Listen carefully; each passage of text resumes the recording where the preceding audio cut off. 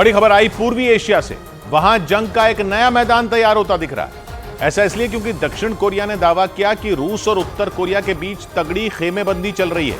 दावा किया गया कि पुतिन ने किम जोंग उन को स्पाई सैटेलाइट यानी जासूसी करने वाली सैटेलाइट बनाने के लिए रूस की तकनीक दे दी है और इस सैटेलाइट को बनाने में वो उत्तर कोरिया की भरपूर मदद कर रहे हैं। अगर उत्तर कोरिया ने यह सैटेलाइट बना ली तो उसके तीनों दुश्मनों अमेरिका, दक्षिण कोरिया और जापान के लिए बड़ी मुसीबत खड़ी हो जाएगी। इसलिए अमेरिका के विदेश मंत्री आनन फानन में दक्षिण कोरिया पहुंच गए ताकि दुनिया के इस इलाके में हालात अमेरिका के काबू में रहें, क्योंकि रूस और उत्तर कोरिया जैसे अमेरिका के दुश्मनों की गहरी होती दोस्ती उसके लिए बेहद घातक साबित हो सकती है। और अभी अमेरिका बुरी तरह इजरायल और हमास की जंग में उलझा हुआ है।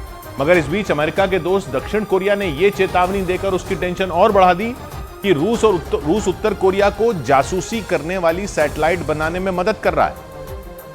क्योंकि स्पाई सैटेलाइट बनाकर किम जोंग उन सबसे पहले दक्षिण कोरिया और अमेरिका की ही जासूसी कर सकते हैं, और ऐसा हुआ तो अमेरिका और दक्षिण कोरिया की उत्तर कोरिया के खिलाफ सारी की सारी प्लानिंग धरी की धरी रह जाएगी। दक्षिण कोरिया के पास खुफिया जानकारी है कि रूस उत्तर कोरिया को जासूसी करने वाली सैटेलाइट बनाने और उसके लॉन्च में पूरी मदद दे रहा है।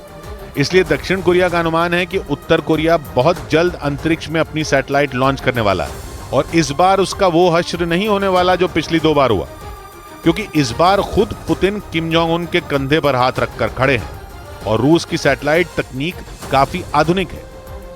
उत्तर कोरिया ने इससे पहले 2 बार अपनी स्पाई सैटेलाइट लॉन्च करने की कोशिश की, एक बार मई में और फिर अगस्त में, लेकिन तकनीकी खराबी की वजह से दोनों बार उसका टेस्ट लॉन्च नाकाम रहा।